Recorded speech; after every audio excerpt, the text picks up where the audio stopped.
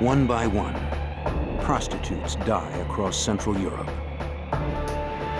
Austrian authorities believe one man is responsible. But they have no experience hunting serial killers. They turn to an FBI profiler for help. He finds the same killer has come to America, and the death count keeps rising until the FBI stops him.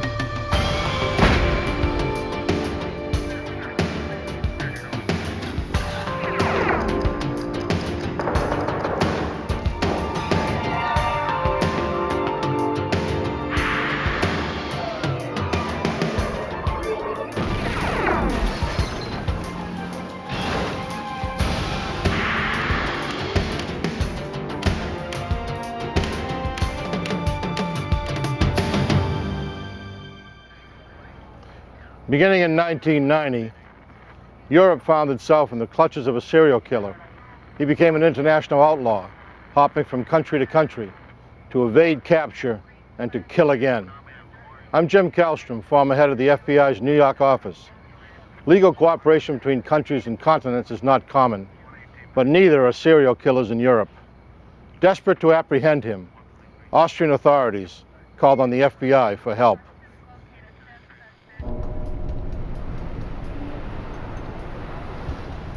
In Austria, the exchange of sex for money has been legal for years. Here, prostitutes walk the streets for men willing to pay for their services.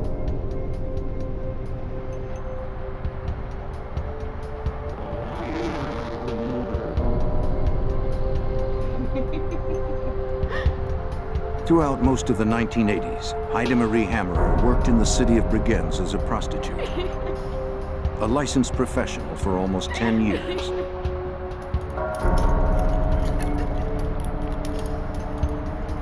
She was used to unusual requests.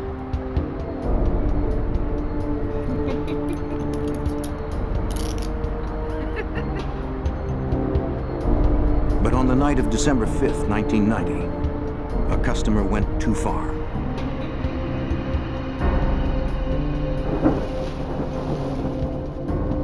The killer hurriedly redressed his victim. Then he dragged her through a secluded forest some 10 miles away and left her body.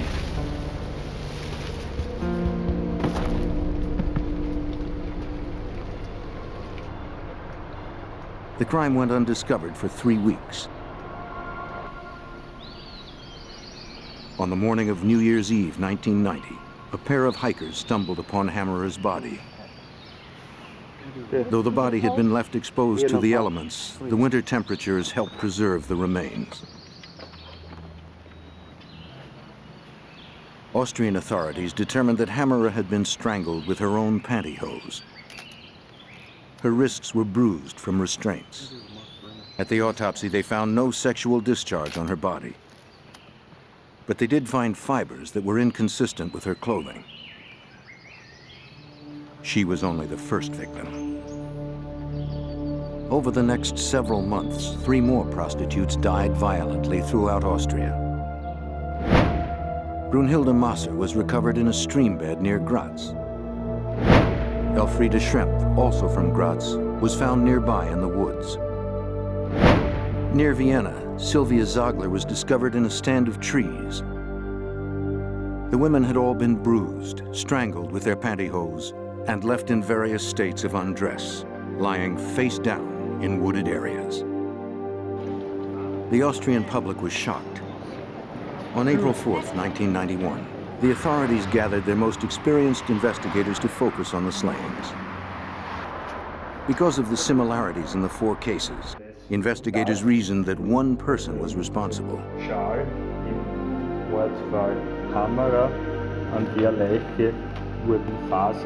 Austria had its first serial killer in modern history. They had no experience investigating these offenders. Dr. Ernst Geiger, one of Austria's leading detectives, was assigned to coordinate the hunt. No lead was promising. All the leads ended nowhere. We had no real suspect. The first break came when a retired policeman read of the murders in a Salzburg newspaper. They reminded him of a case he solved in 1974.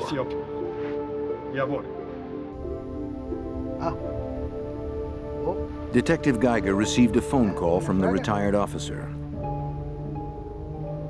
15 years earlier, he told Geiger, a young woman had been strangled with one of her undergarments and dumped in the woods. Just like the present victims. The killer was caught and convicted, but had recently been paroled. Detective Geiger took the name of the ex-convict, Johann Jack Unterweger. Jack Unterweger was paroled after 15 years because he had murdered a young girl before, and while he was in prison, he became a writer, quite a famous writer. But was it possible that this famous writer could be a serial killer? Geiger and his team began looking into the journalist's background. Until 1990, Jack Unterweger had led a difficult life. He was born to a German prostitute who quickly abandoned him. He suffered neglect and abuse, shuttling between various foster situations. As a teenager, Jack began to play out the rage of his dismal childhood. By age 25, that fury earned Unterweger a life sentence.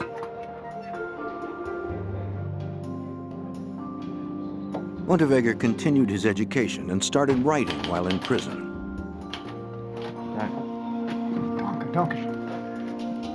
He published letters, plays, short stories, and an autobiography. In the book that became a bestseller, Unterweger painted a tragic tale of himself as victim. Critics and the public alike embraced the author for the apparent honesty with which he confronted his past. The literary community suggested that art had redeemed him. Eventually, the press and the public at large demanded that his life sentence be commuted. On May 12, 1990, Austrian authorities agreed. The 40-year-old Austrian walked out of prison. He was a free man, determined never to spend another minute of his life behind bars. Shortly after his release, he was hired by a major German magazine to cover the prostitute murders. He promised to use his writing in a socially conscious way. He told his editor that he wanted to give voice to the dispossessed, caught in the underbelly of society, as he once was. By July 1991, after 2 more prostitutes were found strangled, psychologist Tom Mueller of Austria's Criminal Investigation Division joined the team. When we started the investigation against Jack Unterweger, it was pretty hard because all his friends were within the media and they couldn't understand that he could be the bad guy. Even among investigators, only a handful considered this celebrity journalist a possible suspect. Through receipts and travel records, Geiger and Mueller learned that Unterweger had been at each murder location. This was not suspicious in itself, since he was covering the story as an investigative journalist. Yet he always reached those destinations before the murders took place. Investigators also discovered that Unterweger had visited Prague in September 1990, just before a Czechoslovakian woman, Blanka Bokova, was strangled with her pantyhose. She was the earliest victim in the string of murders that now totaled 7. And what was outstanding for us, that exactly at any time where Czech hang out at any place in Prague, in the western part of Austria, in the southern part of Austria, exactly in that time period there was always a dead body somewhere in the woods.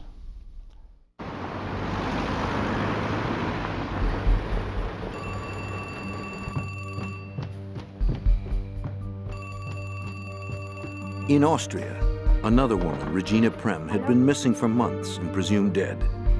Her family waited desperately for news of her fate. In October of 1991, the grief-stricken husband and son received a chilling phone call to their unlisted number. Hello? Yeah. The caller Hello? told him that he was Regina's killer Hello? and described what she was wearing the night she disappeared. The caller claimed that he was the executioner, that God ordered him to do it, that she was left lying on the place of sacrifice with her face turned towards hell. The phone call was cruel torture to an already traumatized family. When police recovered her body, they confirmed Regina Prem was the killer's 8th victim to date. The discovery put them no closer to stopping the killer.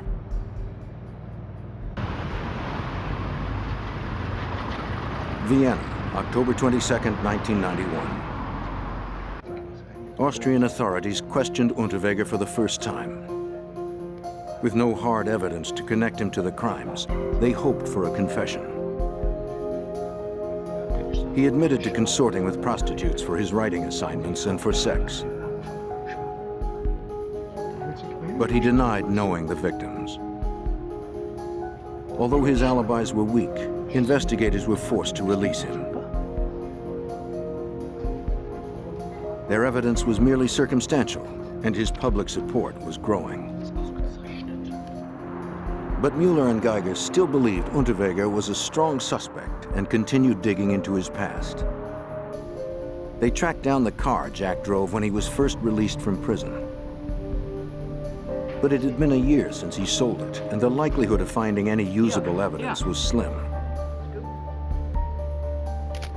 The team uncovered little, except a hair fragment. It's good. It's good.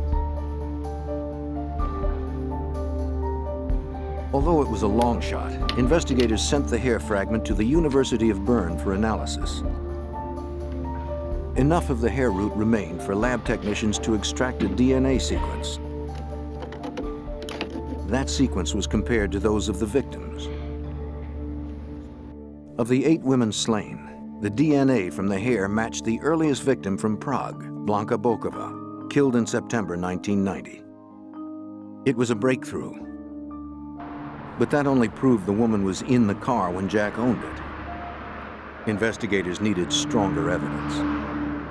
Now back at police headquarters, Geiger questioned Austrian prostitutes.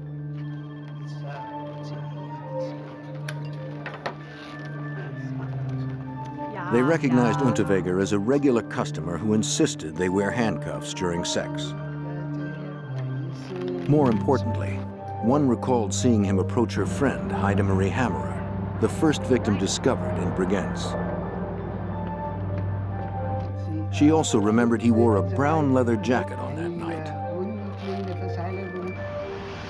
On the strength of this identification and the hair fragment found in his car, Geiger obtained a warrant to search Unterweger's apartment. Jack Unterweger? Polizei!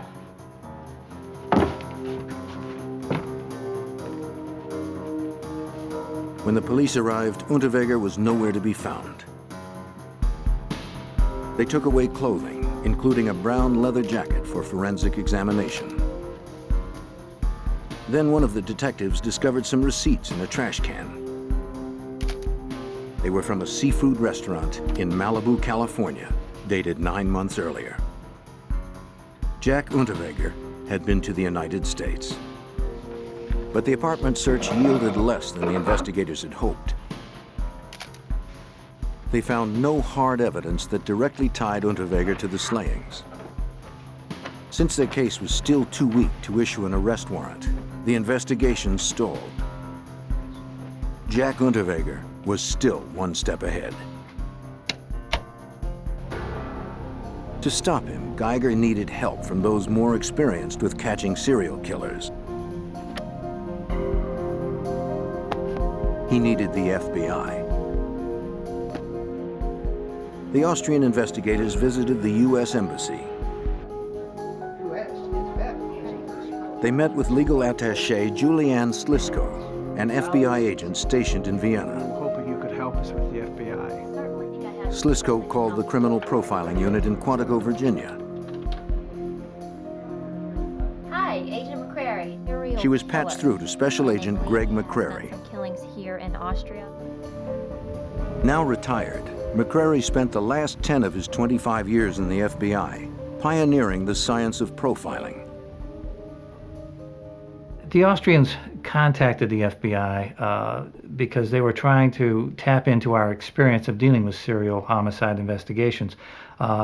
This was the first serial murder investigation in modern history in Austria. McCrary agreed to assist the Austrians. He would help them determine if one perpetrator could have committed all the murders. When Geiger told Slisko that Unterweger had traveled to LA the previous summer, she authorized a telex to be sent to California to inform local authorities.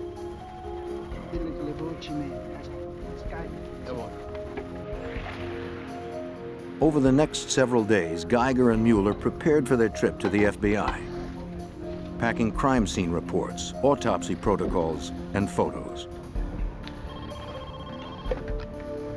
Then they received a call from LA detective Fred Miller. Miller had received their telex and said that California had suffered a similar pattern of killings during the prior summer. Now investigators turned their attention to LA, 6,000 miles away, in the hunt for the Austrian serial killer. By the fall of 1991, 8 women had been found dead in Central Europe. The prime suspect was Austrian celebrity writer Jack Unterweger. But little forensic evidence tied him to the crimes. And the public believed the police were pursuing an innocent man. An FBI telex from Vienna to California caught the attention of Los Angeles detective Fred Miller. He and his partner, Jim Harper, had been working for months on a series of unsolved murders. In style and pattern, the LA crimes resembled the ones that Unterweger was suspected of in Austria. This immediately lit the fires, and it was just unbelievable to go all these 8 months and without the suspect turning up or another murder. This was quite a boost to the investigation. The American and Austrian investigators compared notes. The cases were clearly similar. The victims were prostitutes. All had been strangled using intimate apparel, and all the bodies were left in remote locations. Now, Miller and Harper began to reconstruct Unterweger's visit to California. They checked the airlines, car rental agencies, and hotel logs. From these, they created a timeline of his movements. We learned that he came to Los Angeles in June of '91 on vacation, right around June the 2nd or 3rd, and that he left around the 17th of July. In the summer of 1990, Unterweger visited LAPD headquarters. And I'm a journalist, and I am interested. He strolled into the public relations office, presented his press credentials, and signed up for the ride-along program. And the Austrian police. This program allows civilians to tag along with police in their cruisers as they patrol the city. Tonight at 8:30 As all Jack's credentials were in order, the request was accepted. It's Jack Unterweger.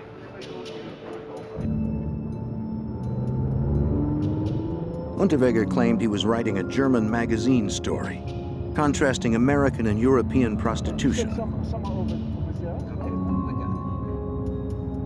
He asked to be shown where the city's prostitutes hung out. The officers introduced him to the seedier areas of Los Angeles. Detective Jim Harper explains. I mean, if you come to a city as big as Los Angeles, you know, prostitutes don't hang out everywhere. You gotta know where they hang out. What better way to do that than get a ride along with the police department? Witnesses last saw 21-year-old Shannon Exley in the vicinity of 7th Street and Main Street. What's that you saying? She had been working the streets since she'd run away from home at 16. Her life ended on June 20th, 1991. Her nude body was found with her bra wrapped around her neck. Marks on her feet told investigators she had already been strangled when she was dragged some 50 feet to where she was found. The lacerations across her neck. Medical technicians were able to isolate DNA sequences from the semen of 7 men. But LA detectives had no suspects with whom they could compare the samples. 10 days later, investigators discovered a second prostitute, Irene Rodriguez. She was found behind a tractor trailer, only 1.5 miles from where Exley's body had been dumped. Both women had been strangled with their bras, and both were last seen in the vicinity of 7th and Main Street. The detectives discovered that Unterweger was living nearby. We learned that he stayed at the Cecil Hotel, which is located at 643 South Main, which is right on the corner of 7th and Main Street, and that's the location where, close proximity where both our victims were last seen. A third victim, Sherry Long, was found near Malibu less than 2 weeks later. Once again, Unterweger was staying at a hotel in the vicinity Long was last seen. Around her neck, her bra was tied tightly. Detective Jim Harper remembers the unique method of strangulation. The way the bras were tied around their neck was nothing that I had seen before. It looked to me it took a lot of intricate time to really take time with the victim and put it around their necks and tie it. Los Angeles criminalist Lynn Harold compared the knots to see if there was a pattern in the way each had been made and tied. In order for the knots to be made, the wearing apparel had to be dismantled in some form. It's not like the bras were just taken and tied in a square knot, but they were stripped of the elastic, always on the left side.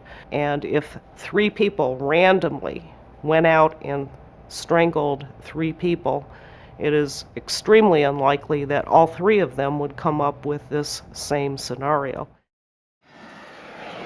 Now Geiger and Mueller added the information from the Los Angeles murders to their own case and headed to Virginia. They hoped that the FBI could determine whether one man had indeed killed all 11 women. Back in Austria, Jack Unterweger maintained a high profile. The celebrity journalist continued to publish his articles and appeared on television to talk about the murders. He told audiences that the Austrian police were inept at finding the real killer and had singled him out as a scapegoat. Unterweger claimed that the authorities were determined to send him back to prison, even if that meant framing him for the grisly crimes. Unterweger remained popular with the public at large and in the nightclubs where he was a regular. To his fans, and especially women, he was still charming. He boasted the police had no evidence, only theories. And they would never be able to send him back to prison. In August 1992, Austrian detectives arrived at Quantico, Virginia.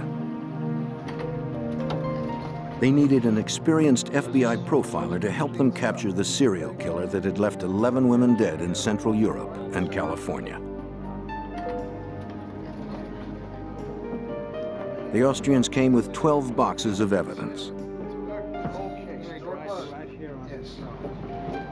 Report on that. Special Agent Greg McCrary refused to look at any information on the prime suspect, Jack Unterweger. He didn't want any preconceived notions to interfere with his analysis. Instead, McCrary wanted to focus on the victims. I wanted all the case materials on all of the homicides, victimology, a lot about the victims and their background, their history, the method and manner of death, autopsy reports, crime scene photos, everything that was available from an investigative point of view. What we didn't want is suspect information. We just wanted to take an objective look at all of the cases to see what we thought, if they might be related or not, and the type of offender that we thought might be most probably involved in committing these crimes. Let's get to work. McCrary did not presuppose that the crimes were linked. He examined the similarities among the cases to see if they were unusual enough to have been committed by one perpetrator. He began to look for a behavioral thumbprint, a criminal signature in each of the murders. A signature crime analysis is an assessment of the behavioral aspects of the crime, which can in some cases be a single event, but more often it's a constellation of behaviors that are consistent from crime to crime to crime. And this allows us to link crimes together behaviorally based on the behavior of the offender. Yes. McCrary looked for patterns. He examined everything known about the 11 women. How similar were their lifestyles? Almost all the women were prostitutes, except for the first woman slain in Prague. Mr. McCrary, this is a map of Vienna. A companion last saw Blanka Bokova on September 14, 1990, leaving a bar in Prague, Czechoslovakia.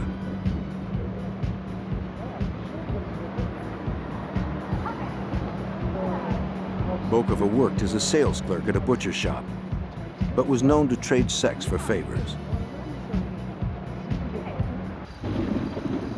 Her body was left on the bank of the Vlatva River in a stretch of woods near Bokova's home. The killer had strangled her with her own nylon stockings. He left her naked, covered with sticks and twigs. He threw her clothes and identification in the river.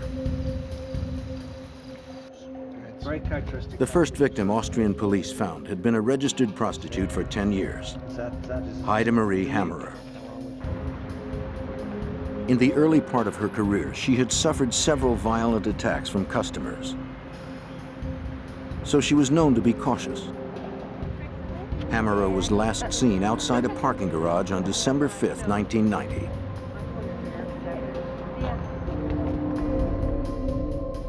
Like the first 5 victims, Hammerer was found in the woods close to water. They all had restraint bruises on their arms and wrists. And autopsies found no semen on any of the European victims. To the profiler, this suggested that the killer struck out of impotence. He was terribly insecure about his masculinity. When he could not perform after being sexually stimulated, the killer lashed out in anger. He strangled the women he blamed for shaming him. Then he left their bodies in humiliating positions.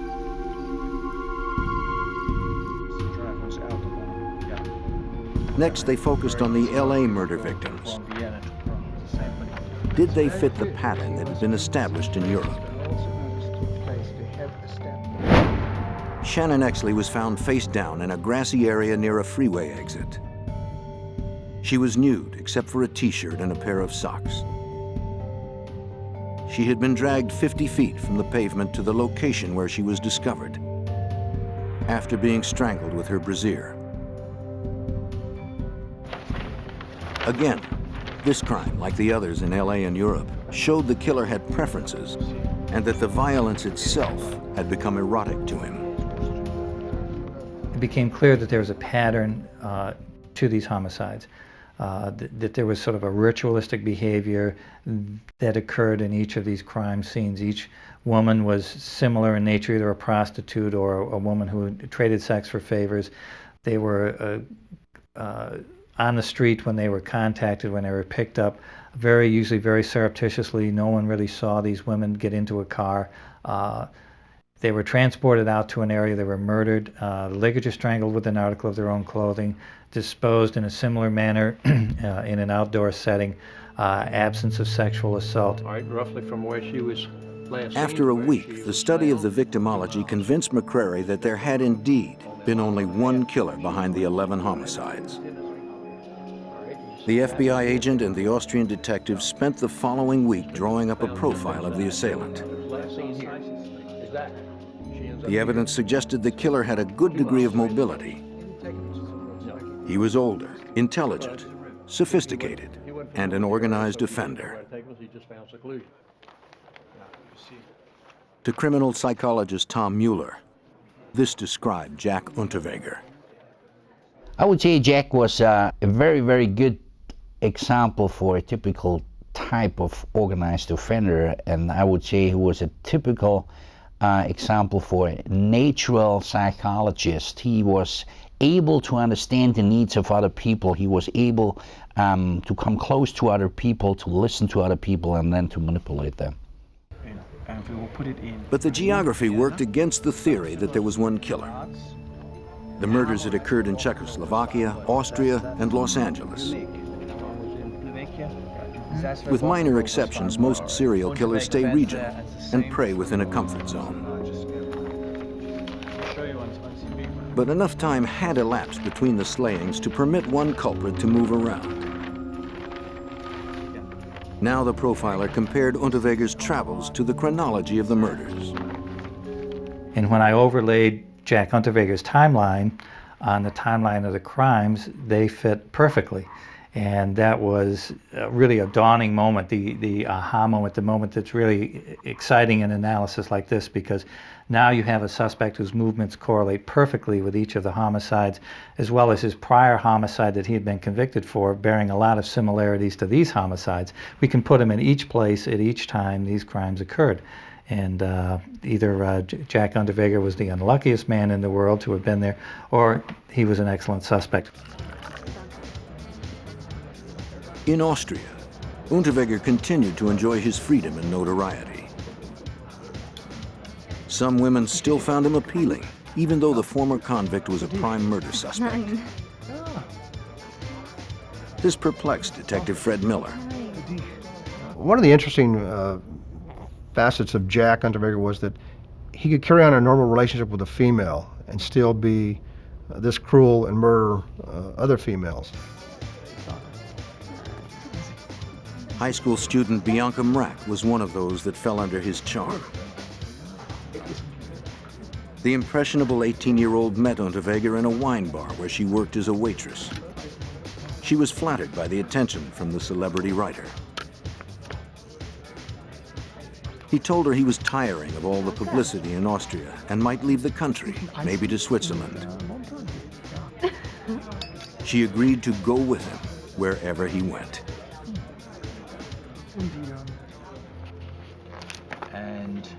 August 1992. Agent Greg McCrary of the FBI worked with Austrian detectives to solve a series of 11 murders. 8 women were killed in Central Europe, 3 more in Los Angeles. All circumstantial evidence pointed to celebrity journalist Jack Unterweger as the culprit. Then they received a phone call from the University of Bern.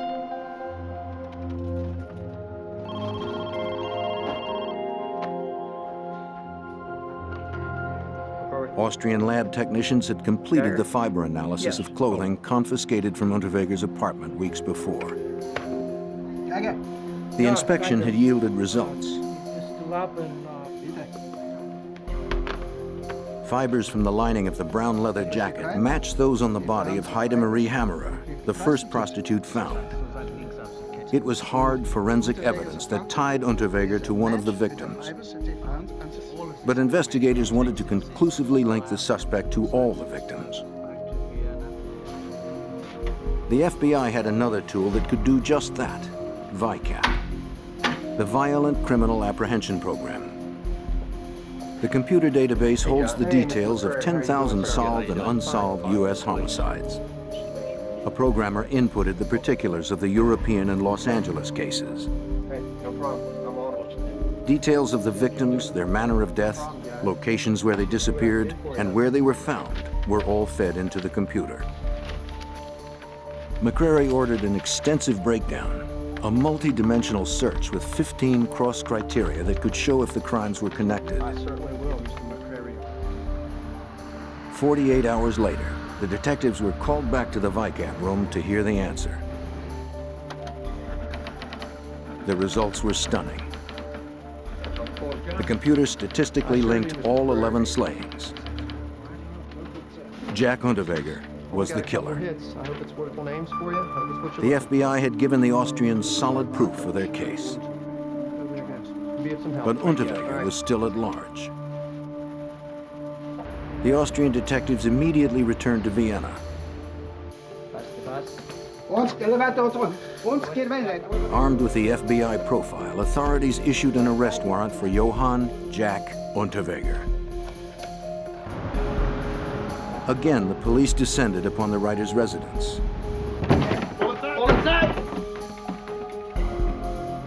But Jack was gone. He had abandoned his flat. Geiger called his office and ordered his team to check all of Austria's ports of exit. Within hours, all train stations and airports were canvassed. But they found no sign of Unterweger. The serial killer was gone.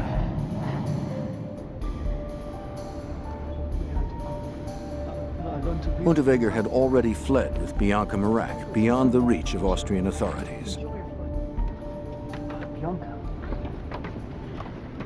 Jack Unterweger is a very good representative of an intelligent psychopath. He became an award-winning author and playwright, but psychopaths are very, very manipulative, and they have a supreme ability to con other people. Hello? Hello? Ja. Ja, ich bin hier. On a stop in Paris, Jack called into television shows and protested his innocence. He said his flight was not an admission of guilt, but an attempt to evade a frame-up by the police. He promised to return to Austria and answer all questions if the arrest warrant was withdrawn. Despite his media appearances, the Austrian police had no idea where Unterweger was hiding. In Vienna, investigators interviewed Unterweger's friends. They were unfazed by the fact that he had been indicted for multiple murders. They said that Jack had run off for a holiday in America with Bianca Marak, a former waitress from the wine bar.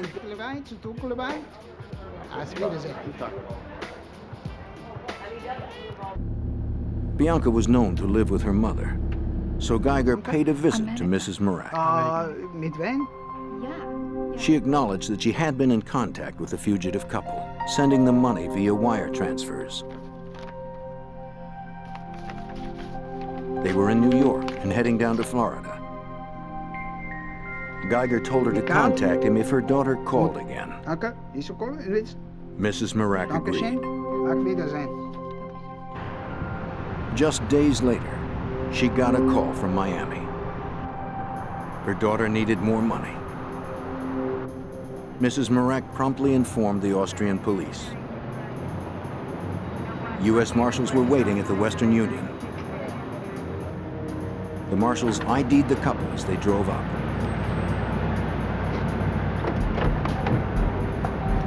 U.S. Marshals, you're under arrest! U.S. Marshals, you're under arrest! Unterweger was quickly apprehended. All right. He was jailed in Miami to await extradition. Both the nation of Austria and the state of California wanted to prosecute him. LAPD Detective Fred Miller began conferring with his Austrian counterparts. After Jack's arrest in Miami, we dealt almost on a daily schedule with the Austrian authorities, trying to put the information they had on their murders together with the information on the California murders. The Austrian authorities made trips to Los Angeles. They provided us with whatever materials we needed, photographs of the crime scenes, information on the victims, information on Jack. The Austrians wanted to prosecute Unterweger in their court for all 11 murders. But they knew that would be difficult. The Austrian public perceived Jack as a celebrity. Detectives would have to convince them that Jack's private evil side was the reality. Special Agent Greg McCrary explains. What's interesting with Jack, if you look at different pictures from different parts of his life, many times he's nattily attired with a bow tie and has this almost young, innocent-looking face. But then if you see him with his shirt off and you look at these really diabolical, involved prison tattoos that are typical of the more violent psychopathic offenders you have in prison, you see the dichotomy between Jack's outward appearance and the inner psychopathology becomes more apparent. I've always tried to get to The LAPD detectives obtained a search warrant for tissue samples from the prisoner. In Miami, a technician drew blood, took hair samples and swabs of saliva for DNA testing. The samples were sent back to a Los Angeles lab for analysis.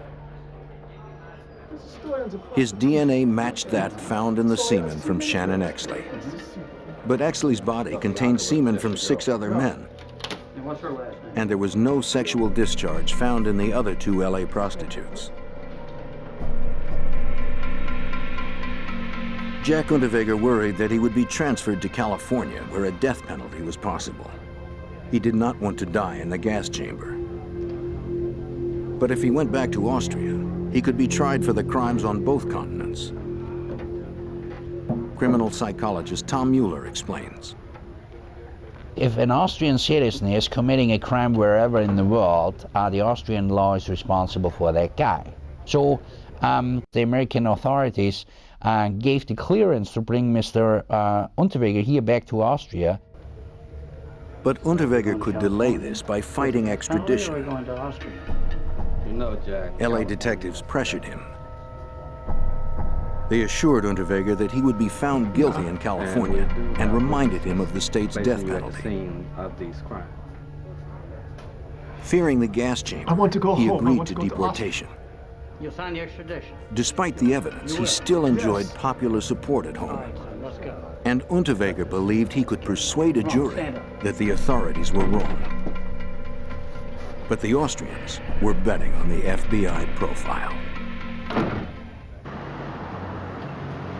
When Jack Unterweger returned to his native Austria, he faced 11 counts of murder. 7 women were killed on Austrian soil, but the laws of the Central European country allow its citizens to be tried for crimes committed anywhere in the world. The murder indictment had done little to diminish the writer's support in the media. As he sat in jail awaiting trial, Jack continued to lobby the press that the police had framed him. His case saturated the news. In this highly charged environment, Austrian prosecutors prepared for trial. If they wanted to win, they had to present an airtight case. LAPD detective Jim Harper journeyed to Vienna for the trial. The OJ case here in LA is the only thing I can kind of equate it to. It was that big over there. It was all over the newspapers, headlines. I mean, and when we came into this town to testify, it was a big deal. We were all over the front page of the paper, the whole deal. The trial was held before a 3-judge tribunal. The prosecution argued their case with minimal physical evidence.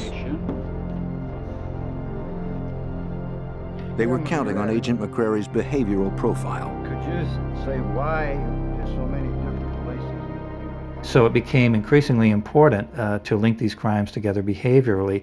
That really was the only way that Jack could be linked to this entire series of crimes. So that became the critical component in the prosecution of Jack, and where we were most able to assist the Austrian authorities. Take them to a different spot. McCrary related to the judges what he had deducted at Quantico.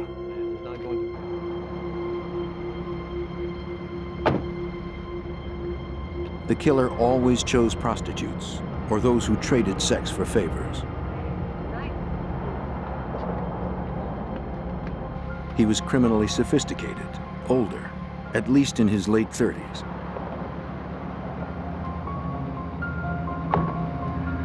He wasn't panicky nor disorganized. He possessed inner rage, but it was very controlled. The victims had bruises on their wrists as if they had been restrained with handcuffs. McCrary was convinced Unterweger would ask the prostitutes to wear them to fulfill his sexual fantasy. But it was about control. The killer wanted their hands secured to prevent them from resisting. The bodies were found McCrary's testimony linked the victims together. to where they were last. Across 2 continents, the trail of deaths followed Jack Unterweger. Where he went, women died. While he visited Los Angeles, 3 prostitutes were murdered, and their slayings mimicked those in Europe. Shannon Exley and the other 2 American women were strangled to death. The offender used their brassieres as ligatures. And Unterweger tied the knots on the ligatures in exactly the same way as he had on the ones in Europe. McCrary pointed out that the probability was infinitesimal that more than one killer committed the crimes. What are the chances that more than one offender would be not only choosing to ligature strangle a victim with an article of her own clothing, but he would tie the knots in exactly the same way? Very, very remote chance that we've had different offenders committing the crime in that manner. But the defense argued there was a difference. The victims in Los Angeles had been strangled with their brassieres, and women in Europe had been strangled with their pantyhose. But McCrary countered that European prostitutes do not wear brassieres. What mattered to the killer was that he used an intimate article of the victim's clothing. The prostitutes, I'm sure that he was much more hurried. LA criminalist Lynn Harold was asked to compare the knots from the pantyhose to those from the bras. In the case of the pantyhose, you had one leg. The second leg was double-backed on itself and used as the third segment for the weaving or braiding, in a manner extremely similar to one of the bra cases where the 2 pieces of elastic formed 2 segments and the left strap was pulled through as the third braid. In all, the trial lasted 2.5 months.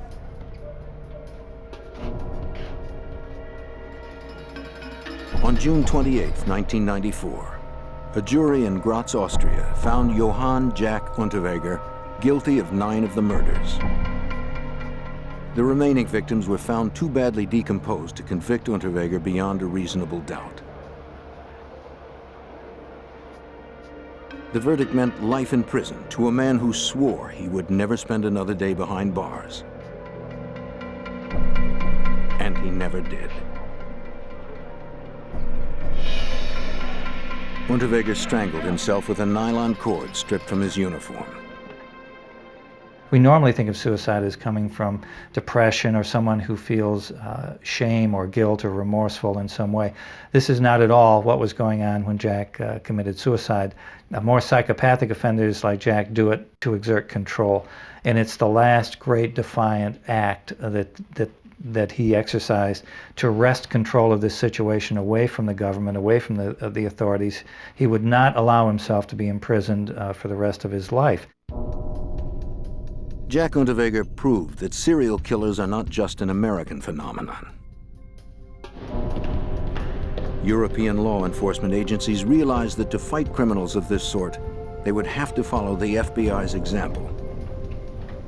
What we learned out of their case was that in Austria and even in Europe, we didn't have a similar system like VICAP.